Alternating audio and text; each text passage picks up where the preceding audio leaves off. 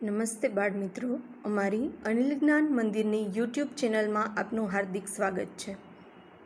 આજે આપણે ધોરણ 6ની અંદર પાઠ 4 રવિશંકર મહારાજ જે ભણવા જઈ રહ્યા છે। આ પાઠની શરૂઆત કરીએ એ પહેલાં આપણે પાઠના લેખક ધીરુભાઈ પરીખનો આપણે પરિચય મેળવીએ। તો કે રવિશંકર મહારાજ કે જે સમાજની અંદર એક સેવક તરીકે કાર્ય કર્યું। ધીરુભાઈ પરીખ, રવિશંકર મહારાજ પાઠના લેખક ધીરુભાઈ પરીખ। તેમનો જન્મ વિરામગામમાં થયો હતો। તેઓ ગુજરાતી ભાષા અને સાહિત્ય ક્ષેત્રે તેઓ અનુસ્નાતક તથા પીએચડી થયા હતા। જુદી જુદી શિક્ષણ સંસ્થાઓમાં તેમણે ભાષા સાહિત્યના વિદ્વાન અધ્યાપક તરીકે પોતાની સેવાઓ આપી છે। કવિતા, વિવેચન, અનુવાદ તેમજ સંપાદન એમના રસના ક્ષેત્રો છે।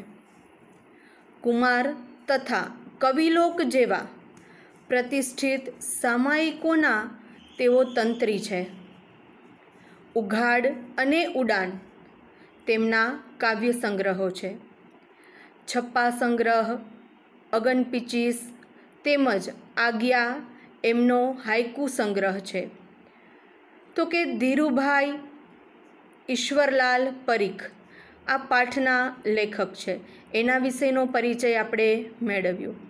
ત્યારબાદ આપણે પાઠનો પરિચય મેળવીએ કે પાઠની અંદર લેખક છે એ રવિશંકર મહારાજ વિશે શું કહેવા માગે છે।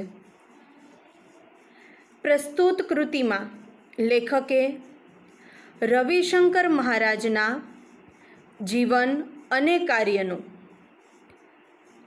રસળતી શૈલીમાં પરિચય કરાવ્યો છે। એટલે એકદમ આપણને રસ ઉત્પન્ન થાય તેવી શૈલીની અંદર મોટી આફતો આવે ત્યારે પણ કરુણામૂર્તિ મહારાજ એટલે કરુણામૂર્તિ એટલે કે રવિશંકર મહારાજ માણસ માત્રમાં શ્રદ્ધા મૂકી પ્રેરણા પૂરી પાડે છે। મહારાજના સાદગી અને સેવાના અનેક પ્રસંગો આપણા જીવન માટે પ્રેરણાદાયી બની રહે છે। તો કે આ પાઠની અંદર આપણે રવિશંકર મહારાજ છે કે જે માણસ માત્રમાં શ્રદ્ધા ધરાવનાર વ્યક્તિ હતા કે સમાજની અંદર ગમે તેવી આફતો આવે તે ખડે પગે સેવા કરવા તૈયાર હતા। તો કે આ પાઠની અંદર આપણે રવિશંકર મહારાજના સેવાકીય પ્રવૃત્તિના કાર્યોની આપણે સમજ મેળવવાની છે। એ પહેલાં આપણે પાઠના થોડા શબ્દાર્થ જોઈ લઈએ। તો કે જે શબ્દાર્થ પાઠની અંદર આવે છે તેના દ્વારા તમે પરિચિત થઈ શકો। મૂક સેવક, તો કે રવિશંકર મહારાજ છે એમને આ પાઠની અંદર મૂક સેવક કહેવામાં આવ્યા છે। મૂક સેવક એટલે કે જાહેરાત, પ્રસિદ્ધિ કે પ્રશંસાની ઈચ્છા વગર ચૂપ રહેનાર અને કામ કરનાર વ્યક્તિ। બિરુદ એટલે કે કદર રૂપે લોકોએ આપેલું ઉપનામ। નાનપ એટલે કે હીનતા અથવા નાનમ। મહિમાવંતુ એટલે કે ગૌરવવાળું। ઝળકવું એટલે કે ઝળહળી ઉઠવું। વિલાયતી એટલે કે પરદેશી બનાવટનું। કાચું પોચું એટલે કે અહીં ડરપોક પાઠની અંદર શબ્દ વાપરવામાં આવ્યો છે। નિર્ભય એટલે કે નીડર। કોતર એટલે કે નદી કિનારાની બખોલ। ગરનાળું એટલે કે પાણી વહી જાય તે માટે બાંધેલો સાંકડો માર્ગ। છાતી સમાણું એટલે કે છાતી સરખું। કરો એટલે કે ઘરની બાજુની દિવાલ અથવા ભીંત। વહારે એટલે કે મદદ કરવા માટે તત્પર રહેનાર। સ્વયંસેવક કોઈ ખાસ પ્રસંગે પોતાની મેળે સેવા આપનાર। બોરિંગ એટલે કે જમીનમાં સારડી ઉતારી પાણી કે તેલ વગેરે કાઢવાની પ્રક્રિયા કે જે આપણે ઘરે ઘરે અત્યારે સબમર્સિબલ મુકાવીએ છીએ તે। સારકામ, તો કે બોર અથવા કૂવો જેને તૈયાર કરવા માટેનું કાર્ય। હેવાન એટલે કે દુર્ગુણવાળો માણસ। જીવન ધર્મ એટલે જીવનનું મુખ્ય કર્તવ્ય. તો કે આ પાઠની અંદર આવા વિવિધ શબ્દો છે આપણને આપવામાં આવ્યા છે. તો કે પાઠની અંદર આવતા વિવિધ રૂઢિપ્રયોગો પણ આપણે જોઈએ. જોતરાઈ જવું, તો કે કામચોરી વિના કામે લાગવું. દિલ દઈને એટલે કે ખૂબ ઉત્સાહપૂર્વક. પગરણ માંડવા એટલે કે શરૂઆત કરવી. માથે ઉપાડી લેવું એટલે કે જવાબદારી લેવી. દિલ દ્રવી ઉઠવું એટલે ખૂબ જ દુઃખી થવું. પાછી પાની કરવી એટલે કે પાછા હટવું. તો કે આ બધા જ શબ્દો અને રૂઢિપ્રયોગોનો આ પાઠની અંદર ઉલ્લેખ કરવામાં આવ્યો છે. તો કે રવિશંકર મહારાજ, કે જેને લોકો માત્ર મહારાજના નામે પણ ઓળખતા. તો હવે આપણે પાઠમાં આગળ સમજ મેળવીએ. મહારાજ અને વડી સેવક એટલે અહીંયા એવું કહેવા માગે છે કે મહારાજ અને વડી સેવક. મહારાજ એટલે તો કોઈ મોટો રાજા. મોટો રાજા તો સેવા કરાવે કે સેવા કરે. એટલે આ પાઠની અંદર અહીંયા શું કહેવા માગે છે કે મહારાજ અને વડી સેવક એટલે કે મહારાજ એટલે કે અહીંયા મહારાજને એક રાજાના સ્થાને માન આપવામાં આવ્યું છે કે કોઈ રાજા છે પણ છતાં એક સેવક છે. પણ હા, આ મહારાજ એટલે કેવા મહારાજ કે લોકોના મહારાજ, કે લોકો માટે જ જન્મેલા, લોકોની સેવા અર્થે જ જેમનો જન્મ થયો છે એવા મહારાજ. કે રાજા હોય એ તો સેવા કરાવે, પણ આ રાજા તો કેવા છે કે જે સેવા કરે છે.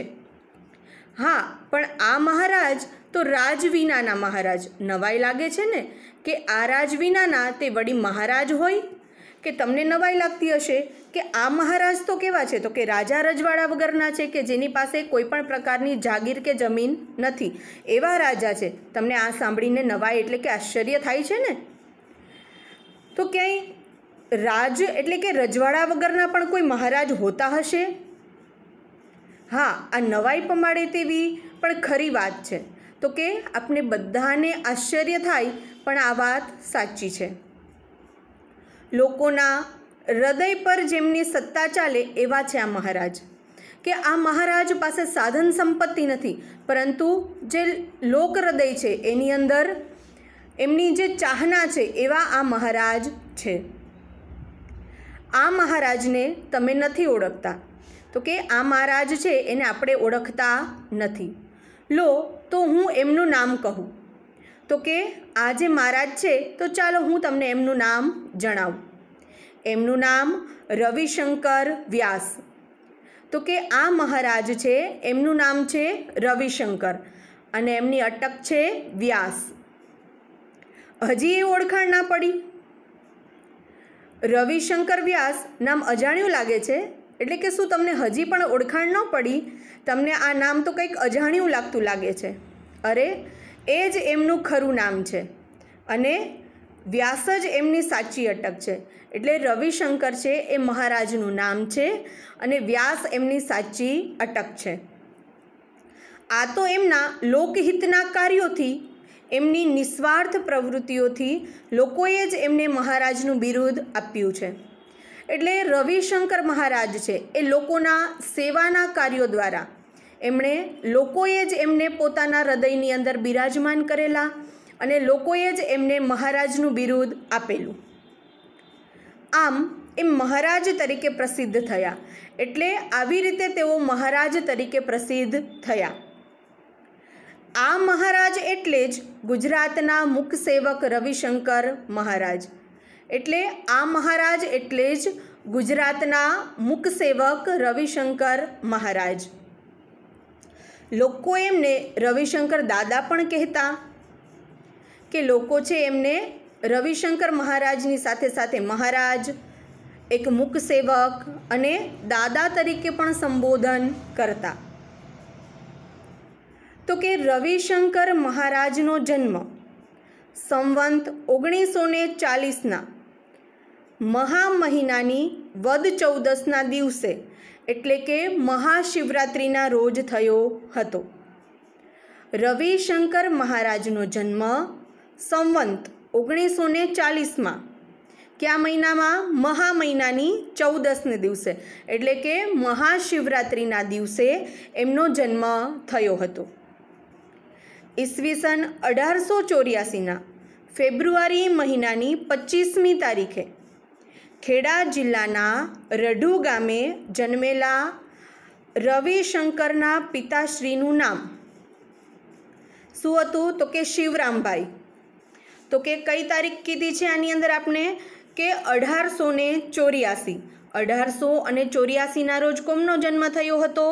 તો કે 1884ના રોજ ફેબ્રુઆરી મહિનાની 25મી તારીખે ખેડા જિલ્લામાં રઢુ ગામે જન્મેલા રવિશંકરના પિતાશ્રીનું નામ, એટલે કે 1884માં ફેબ્રુઆરી મહિનામાં શિવરામભાઈનો જન્મ થયો હતો અને તેમના માતાનું નામ, તેમના એટલે કે રવિશંકર મહારાજના માતાનું નામ નાથીબા હતું. પિતા પાસેથી જીવનમાં સારી ટેવો કેળવવાનું અને માતા પાસેથી ખૂબ ચાવીને ખાવાની, આરોગ્યની અને ચાવીનું શિક્ષણ એ બાળપણથી જ પામ્યા હતા.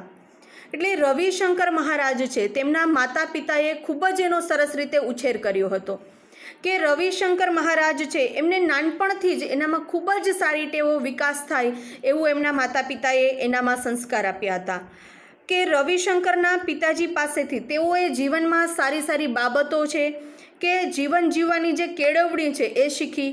જ્યારે રવિશંકર મહારાજે એમના માતા પાસેથી જે ખોરાક છે ખૂબ જ ચાવીને અને આરોગ્ય વિષયક જે માહિતી છે અને જે શિક્ષણ છે એની માતા પાસેથી તેઓ બાળપણથી જ શીખ્યા હતા. બાળપણથી જ એમનો સ્વભાવ સાહસિક અને નીડર હતો. એમનો એટલે કોનો? તો કે બાળપણથી જ રવિશંકર મહારાજનો સ્વભાવ સાહસિક એટલે કે બહાદુરી ભર્યા અને ડર્યા વગરના કાર્યો તેઓ કરતા હતા. દીન દુઃખી પ્રત્યેની લાગણીવાળું હૈયું પણ એમનો બાળપણથી જ મળ્યું હતું. એટલે કે જે દુખિયારા લોકો છે એમની સેવા કરવાનું અને એમના વિશે જે લાગણી ઉત્પન્ન થાય એવું એમનું જે કોમળ હૃદય છે એને બાળપણથી જ વારસામાં મળ્યું હતું. તો કે બાળપણથી જ એમને એવી ટેવો પણનું સિંચન થયું હતું કે કોઈ પણ દુખિયારી જે વ્યક્તિઓ છે તેના વિશે દયાભાવ રાખવો. બાળપણથી જ રવિશંકર મહારાજ એના ઘરના નાના મોટા કામોમાં મદદ કરતા હતા. તો કે રવિશંકર મહારાજ છે એમના માતા પિતાને નાનપણથી જ દરેક કાર્યની અંદર તેઓ મદદ કરતા. ખેતી પ્રત્યેનું કામ એ શીખી ગયા ને હોંશથી એ કામમાં જોતરાઈ પણ જતા. એટલે ખેતી ક્ષેત્રે પણ તેમને ખૂબ જ રસ અને રુચિ હતા કે ખેતી કામ કરવું પણ એમને ખૂબ ગમતું. એટલે રવિશંકર મહારાજ છે એને એ કાર્ય કરવાની ખૂબ જ હોશ હતી, એટલા માટે ખેતીનું જે કામ છે એ પણ ખૂબ જ એ ઝડપથી શીખી ગયા. રવિશંકર મહારાજ કોઈ પણ કામમાં એમને શરમ, સંકોચ અને નાનપ નહીં. એટલે કોઈ પણ કાર્ય કરવાનું હોય કે કોઈ પણ સેવાનું કાર્ય હોય એની અંદર ક્યારેય તેઓ શરમ અનુભવતા નહીં. નાનું કે મોટું કોઈ પણ કામ તેમને મન મહિમાવંતું. એટલે કે નાનું કામ હોય કે મોટું કામ હોય એના માટે દરેક કાર્ય છે એટલું જ મહત્ત્વ રાખતું કે રવિશંકર મહારાજ છે દરેક કાર્ય છે એને એટલું જ મહત્ત્વ આપતા. મોટા થયા પછી પણ એમને કામ કરવાની વૃત્તિ છોડી નહીં. તો કે નાનપણમાં તો દરેક વ્યક્તિ નીડર, સાહસિક બધું જ હોય, પરંતુ મોટા થયા બાદ અમુક કાર્યો કરવામાં ઘણી શરમ આવતી હોય. પરંતુ રવિશંકર મહારાજ મોટા થયા છતાં પણ એણે પોતાની સેવાકીય જે વૃત્તિ છે, જે પ્રવૃત્તિ છે એને છોડી નહીં. હા, એમના કામની દિશા બદલાઈ, પરંતુ રવિશંકર મહારાજ છે એમના જે કાર્ય કરવાની દિશા છે એ બદલાઈ ગઈ. મહાત્મા ગાંધીના પરિચયમાં આવ્યા પછી એમણે અનેક કામો ઉપાડી લીધા. એટલે કે જે કામો ગાંધીજી એમને સોંપવામાં આવતા એ બધા જ કાર્યો પોતે પોતાની મહેનત દ્વારા કરી અને સફળ કરતા. કે ગાંધીજીના જ્યારથી સંપર્કમાં આવ્યા પછી ત્યારબાદ એમને બમણો જોશ અને જુસ્સા સાથે કે સમાજની અંદર સેવાકીય જે કાર્યો છે કરવા લાગ્યા. એ જે કામ ઉપાડે તેમાં દિલ દઈને જોડાઈ જાય. એટલે રવિશંકર મહારાજ છે એ સેવાકીય પ્રવૃત્તિના જે કોઈ પણ કાર્ય કરે એને એ સરળતાથી એ કાર્યની અંદર જોડાઈ જતા. મહાત્મા ગાંધીએ કહેલું પણ ખરું, બસ મહારાજની આ જ ખૂબી છે, તેમને જે કામ સોંપો તેમાં એ પોતાનો આત્મા રેડી દે છે અને તેથી જ એમનું કામ ઝળકે છે અને તેથી વધુ સારી અસર પડે છે. એટલે ગાંધીજી પણ જ્યારે રવિશંકર મહારાજના સંપર્કમાં આવ્યા ત્યારે ગાંધીજી પણ એવું જ માનતા અને એવું જ કહેતા કે રવિશંકર મહારાજ છે એમનામાં કંઈક ખૂબી રહેલી છે કે એને જે કામ સોંપવામાં આવે તે કામ પોતાનો પોતે જીવ રેડી દેતા, આત્મા એટલે કે જીવ રેડી દેતા, ત્યાં સુધી પોતે કાર્ય છે કરી રાખતા. એટલે એ જે પોતાનું કામ છે ખૂબ જ દિલ દઈને અને ખૂબ જ મન દઈને કરતા. એટલા માટે જ એનું કાર્ય છે દરેક ક્ષેત્રે છે ઝળકી ઉઠતું અને તેની વધુ સારી અસર છે સમાજમાં થતી. ગાંધીજી સાથેના પરિચય પછી એમણે ભારતની આઝાદીની લડતમાં ઝંપલાવ્યું. એટલે રવિશંકર મહારાજ જ્યારે ગાંધીજીના સંપર્કમાં આવ્યા ત્યારબાદ ભારત દેશની આઝાદીના કાર્યની અંદર પણ પોતે પોતાની સેવા આપી. યજમાન વૃત્તિનો ધંધો છોડ્યો. યજમાન વૃત્તિ એટલે કે બ્રાહ્મણની જેમ કોઈ પણ પ્રકારનું ધાર્મિક કાર્ય કરી અને કુટુંબનું ભરણ પોષણ કરતા. રવિશંકર વ્યાસ જાતે બ્રાહ્મણ હોવાને કારણે એટલે યજમાન વૃત્તિ પણ પોતે કરી જાણતા. એટલે જ્યારથી તેઓ ગાંધીજીના સંપર્કમાં આવ્યા અને લોકહિતના કાર્યો કરવાની સાથે સાથે તેમણે પોતાનો જે ઘર ચલાવવા માટેનો ધંધો હતો યજમાન વૃત્તિ તે પણ તેમને છોડી દીધી. વિલાયતી કપડાં છોડ્યા, એટલે કે માત્ર ને માત્ર સ્વદેશી ખાદીના કપડાં પહેરવા કે વિલાયતી એટલે કે વિદેશી કપડાનો એમણે બહિષ્કાર કર્યો. ગામ ઘર બધું છોડી એ રાષ્ટ્રના કામમાં લાગી ગયા. કે રવિશંકર મહારાજને હતું કે જો હું મારા ઘરમાં રહીશ તો હું મારી દેશ સેવા છે કરી શકીશ નહીં. એટલે રવિશંકર મહારાજે પહેલાં તો પોતાનું ઘર અને જે ગામમાં રહેતા હતા એ બધું છોડી દીધું અને માત્ર ને માત્ર રાષ્ટ્ર એટલે કે દેશની સેવાના કામમાં લાગી ગયા. ચરખો ચલાવી ખાદીના વસ્ત્રો પહેરવા, સાદું ખાવું પીવું અને સાદાઈથી રહેવું એ એમનો જીવન મંત્ર બની ગયો. એટલે રવિશંકર મહારાજ છે વિદેશી કપડાઓને ત્યાગ કરી દીધો. એટલે ચરખો ચલાવી જે ખાદીના જે વસ્ત્રો છે એ વણાટ વણી એમાંથી વસ્ત્રો બનાવી અને પહેરતા. સાદું ખાવું પીવું કે કોઈ પણ પ્રકારનું ખાનપાનની અંદર વિવિધતા નહીં, જે મળે તે ખાઈ લેવું અને એકદમ સાદાઈથી જીવન જીવવું. આ એમનો જીવન મંત્ર બની ગયો હતો. એમનો એટલે કે રવિશંકર મહારાજનો જીવન મંત્ર છે એ બની ગયો હતો. ધીમે ધીમે રાજકીય પ્રવૃત્તિને સ્થાને લોક પ્રવૃત્તિએ એમના જીવનમાં પ્રવેશ કર્યો. એટલે રાજકીય એટલે કે રાજકારણ ક્ષેત્રે જ્યારે તેઓ હતા તો એની સાથે સાથે ધીરે ધીરે તે લોક પ્રવૃત્તિ એટલે સમાજની અંદર જે લોકો વસવાટ કરે છે એના જે દુઃખ દર્દ છે એવી જે પ્રવૃત્તિઓ છે એના જીવનની અંદર પ્રવેશ કરી. એના એટલે કે રવિશંકર મહારાજના જીવનની અંદર પ્રવેશ કરી. પછી તો એ જ પ્રવૃત્તિ મુખ્ય બની ગઈ કે રાજકારણ છે પછી એમને છોડી દીધું અને સમાજની અંદર રહેલા જે લોકો છે એમની સેવા કરવી એ જ એમની પ્રવૃત્તિ બની ગઈ. લોક સેવાના ક્ષેત્રે એમણે પ્રથમ પગરણ માંડેલા તો કે ઈસવીસન 1911માં. તો કે સમાજની અંદર લોકોના હિતમાં કાર્ય કરવા માટે ઈસવીસન 1911માં એને પહેલાં એટલે કે પ્રથમ ડગલા માંડેલા. વડોદરામાં તેઓ શ્રી ફતેહસિંહ રાવ અનાથ આશ્રમમાં 2-3 છોકરાઓનો દાખલો કરાવવા ગયા હતા. એટલે કે વડોદરામાં આવેલું જે અનાથ આશ્રમ છે જેનું નામ છે શ્રી ફતેહસિંહ રાવ, તો કે એ જે અનાથ આશ્રમ છે એમાં જે માતા પિતા વગરના જે બાળકો છે એ છોકરાઓ છે એને ત્યાં દાખલ કરવા ગયા હતા. અનાથ આશ્રમના વડાએ રવિશંકરને ફાળો ઉઘરાવવા કહ્યું ત્યારે તો એ કામ એમના માટે સાવ નવું હતું. એટલે જ્યારે પેલા બાળકોને સેવા અર્થે તેઓ અનાથ આશ્રમમાં મૂકવા ગયા ત્યારે આશ્રમના વડા એટલે કે આશ્રમના જે સંચાલક હતા એમણે રવિશંકર મહારાજને કહ્યું કે આશ્રમ માટે થોડો ફાળો ઉઘરાવવો છે. તો આ કામ એ સંચાલકે એમને આપ્યું. એટલે આ પહેલું એવું કામ હતું જે રવિશંકર મહારાજને લોક પ્રવૃત્તિ માટે કરવા માટે આપ્યું હતું. એટલે આ કામ તો મહારાજ માટે સાવ નવું જ હતું, પણ એમણે આ કામ માથે ઉપાડી લીધું. પરંતુ રવિશંકર મહારાજે થોડી પણ હિચકિચાટ વગર આ કામ પણ એમને સ્વીકારી લીધું. ઘેર ઘેર ફરીને એમણે એ આશ્રમ માટે ઠીક રકમ એકઠી કરી. એટલે રવિશંકર મહારાજ એ સંચાલકના વડાને કહેવાથી ઘરે ઘરે જઈ અને અનાથ આશ્રમના બાળકો માટે થોડી રકમ છે એ એકઠી કરવા લાગ્યા. અને ઘરે ઘરે જઈ તેમણે પૈસા પણ ઉઘરાવ્યા અને થોડી ઘણી રકમ છે એમને ભેગી કરી. ત્યાર પછી ધીરે ધીરે એમણે આવા જ કામમાં પોતાની જાતને જોતરાવવા માંડી.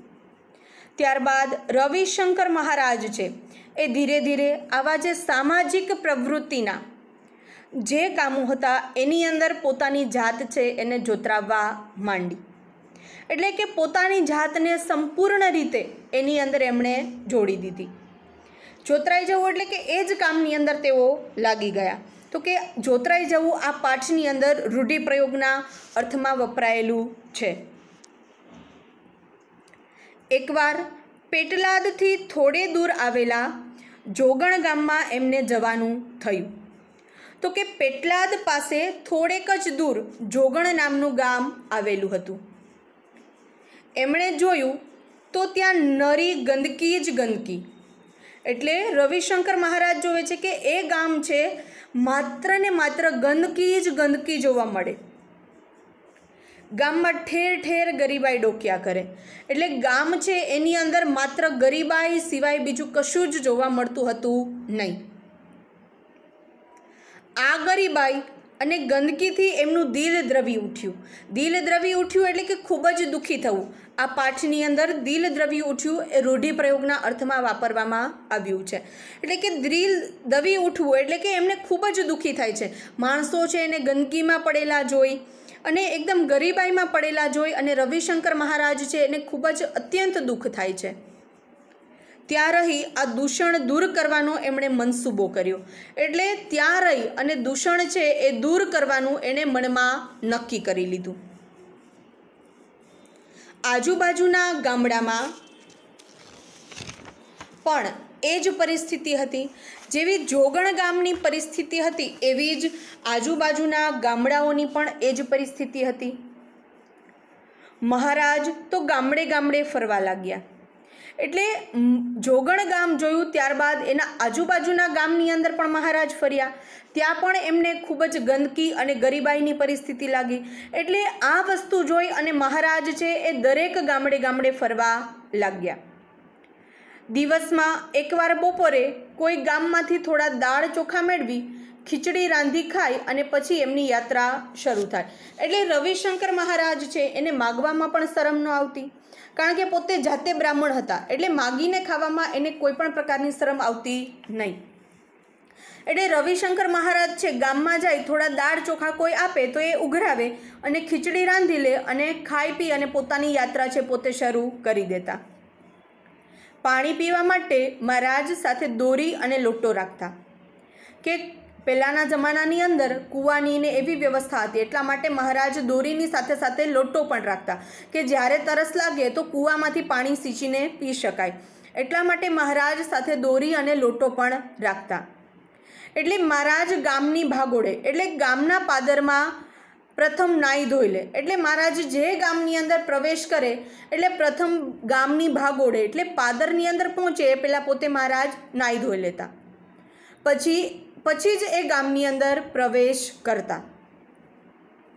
આ યાત્રામાં 2-3 વખત દોરી ખોવાઈ ગઈ. એટલે મહારાજ આવી રીતે ગામડે ગામડે ફરતા, એમાં મહારાજ 2-3 વખત મહારાજથી જે દોરી અને લોટો રાખતા હતા એમાંથી જે દોરી હતી એ મહારાજથી ખોવાઈ ગઈ. આથી એમણે દોરી સાથે રાખવાનું માંડી વાળ્યું. એટલે મહારાજે પછી શું કર્યું કે 2-3 વાર ખર્ચ તો કર્યો. મહારાજ પાસે પૈસા તો હોય નહીં, કારણ કે મહારાજ છે પોતાનું ગામ, ઘર અને યજમાન વૃત્તિ બધું જ છોડી દીધું હતું. મહારાજ પેટનું ભરણ પોષણ કરવા માટે પણ ગામમાંથી દાળ અને ચોખા માંગી ખીચડી રાંધીને ખાતા. તો મહારાજ છે એને ધીરે ધીરે સાથે દોરી રાખવાનું જ માંડી વાળ્યું. હવે એમણે એવો નિર્ણય લીધો કે બપોરે જમ્યા પછી પાણી પીવું, પછી 24 કલાક સુધી પાણી પીવું નહીં.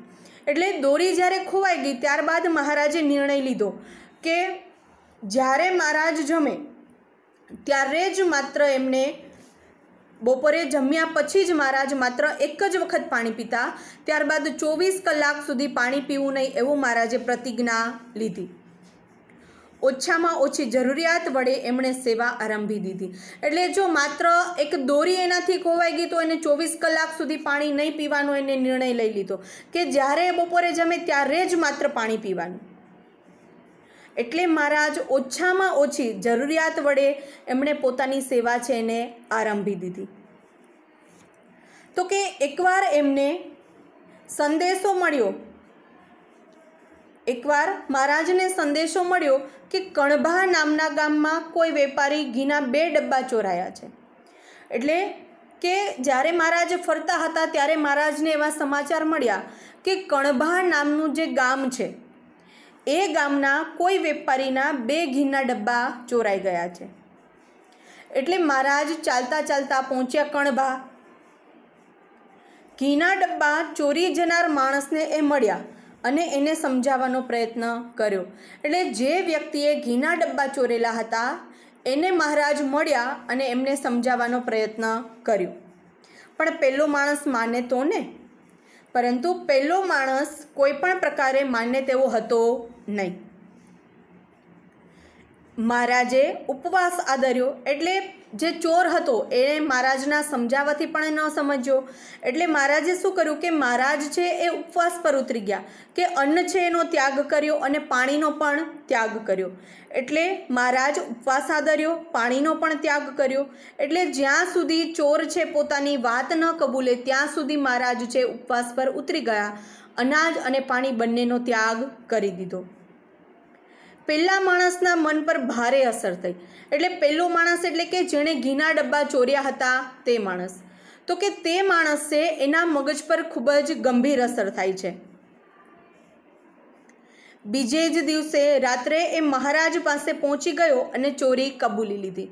એટલે મહારાજ જેવા ઉપવાસ પર ઉતરે છે એવી જ રીતે એ ચોર છે એને મનમાં ખૂબ જ પસ્તાવો થાય છે અને બીજે જ દિવસે એ ચોર છે એ મહારાજ પાસે પહોંચી જાય છે. મહારાજ પાસે પહોંચી અને મહારાજ પાસે માફી માગે છે અને પોતાની ચોરી છે એ કબૂલી લે છે. પોતે ચોરેલા ઘીના 2 ડબ્બા પાછા આપ્યા અને ફરી ચોરી નહીં કરવાની એણે પ્રતિજ્ઞા લીધી. એટલે પેલો જે ચોર છે એણે મહારાજ પાસે જઈને પ્રતિજ્ઞા લીધી કે આજીવન હું ક્યારેય પણ મારા જીવનમાં આવી ચોરી કરીશ નહીં એવી એમણે પ્રતિજ્ઞા લીધી. અને એમણે જે ચોરેલા ઘીના 2 ડબ્બા હતા એ પણ મહારાજને પાછા પરત કરી દીધા. આવો જ બીજો પ્રસંગ બનેજડા ગામમાં બન્યો કે જેવો કણભા ગામમાં પ્રસંગ બન્યો હતો એવો હજી એક બીજું ગામ તો કે બનેજડા ગામમાં બન્યો હતો. તે ગામમાં ચોરી થયાના સમાચાર જાણી મહારાજ ત્યાં પણ પહોંચ્યા. એટલે જેવી રીતે કણભા ગામમાં મહારાજ પહોંચ્યા ચોરીના સમાચાર સાંભળી, એવી રીતે બનેજડા ગામની અંદર પણ ચોરીનો બનાવ સાંભળી મહારાજ ત્યાં પણ જાય છે. એમણે તો ચોર ચોરી કબૂલ ન કરે ત્યાં સુધી ખોરાક પાણી નહીં લેવાની જાહેરાત કરી દીધી. એમણે એટલે કોણે તો કે મહારાજે જ્યાં સુધી ચોર છે પોતાની ચોરી ન કબૂલે ત્યાં સુધી મહારાજે તે ગામની અંદર ખોરાક કે પાણી લેવાની ના પાડી દીધી. એટલે મહારાજ છે ત્યાં પણ ઉપવાસ પર ઉતરી ગયા.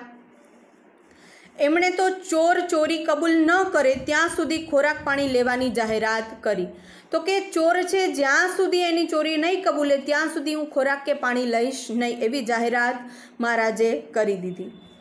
1 દિવસ 2 દિવસ 3 દિવસ ઉપવાસ તો ચાલ્યા.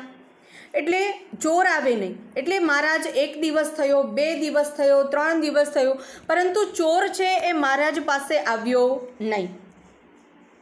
ગામના લોકો અકળાતા હતા, એટલે ગામના લોકો છે એને ખૂબ જ ગુસ્સો આવતો હતો કે મહારાજ બધાને શાંત રહેવાનું કહેતા હતા, કે ગામના લોકો છે ખૂબ જ ગુસ્સે થતા હતા, ખૂબ જ આકુળ વ્યાકુળ થતા હતા. છતાં પણ મહારાજ આટલા દિવસ ભૂખ્યા હોવા છતાં પણ મહારાજ છે એ ગામના દરેક લોકોને શાંતિ જાળવવાનું કહેતા હતા.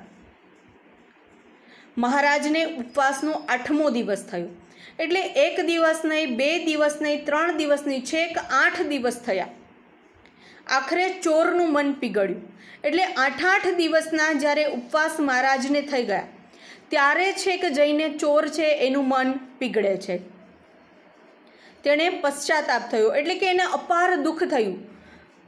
તેણે ચોરી કબૂલી લીધી, એટલે ચોર છે એને ખૂબ જ પસ્તાવો થાય છે, એટલે એ ખૂબ જ આમ પસ્તાવામાં થાય છે, ખૂબ જ ગ્લાની, એટલે ખૂબ જ દુઃખ અનુભવે છે.